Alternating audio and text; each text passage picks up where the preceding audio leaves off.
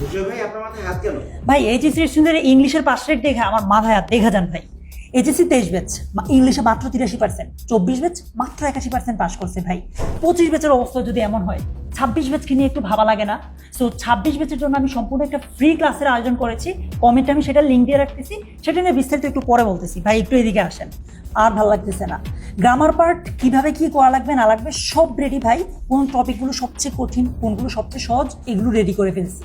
আর ওদের গ্রামার কিভাবে পড়া উচিত অ্যাকচুয়ালি সেটাও রেডি। এই যে দেখেন, প্রথমে ওদেরকে টপিকের বেসিক ক্লিয়ার করে এক্সাম্পল দিয়ে শিখতে হবে।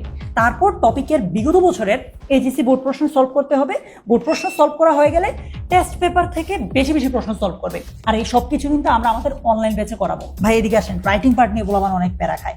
রাইটিং পার্টের ক্ষেত্রে আমরা এই যতগুলো রাইটিং পার্ট আছে এগুলোকে আমরা দুইভাবে স্টুডেন্টদেরকে পড়তে দেখি। নাম্বার 1, কেউ কেউ মুখস্থ করে ফেলে, আর নাম্বার 2, কেউ কেউ নিজ থেকে বানিয়ে লিখতে চায়। এই দুই ধরনের স্টুডেন্টদেরকে আমরা ইংলিশ আমাদের যে অনলাইন ব্যাচটা আছে সেখানে পড়াবো। তবে হ্যাঁ, বলে নিচ্ছি, যারা মুখস্থ করে ইংরেজি পড়তে চায় তাদের জন্য আমরা কিছু কমন করে দিব, সেগুলো থেকে তারা পড়বে। আর আমাদের যে ফাইনাল সাজেশনটা ওদেরকে দিব সেগুলো থেকে আমরা আরো কমায় দিব, আরো কমন করে দিব, ওইগুলো পড়লেই হয়ে যাবে। আর যারা নিজ থেকে বানিয়ে লিখতে চায় তাদের জন্য আমরা ওয়ার্কশপের ব্যবস্থা করেছি। নাম্বার 2, এআই দিয়ে কিভাবে ইংলিশ বানিয়ে বানিয়ে লিখতে হবে, পড়তে হবে, সেগুলোর ব্যবস্থা করা আছে।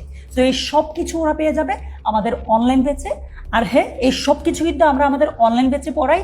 আর অনলাইন ব্যাচে আমরা অ্যাকচুয়ালি কিভাবে পড়াই একদম ওই রকম করেই আমরা একটা ফ্রি ক্লাসের ব্যবস্থা করেছি, সেটা কমেন্টে গেলেই পেয়ে যাবা। কমেন্টে দেওয়া লিঙ্কে গিয়ে একদমই ফ্রিতে তোমার সিটটা বুক করে ফেলো। তোমার সাথে আমার দেখা হচ্ছে ক্লাসে।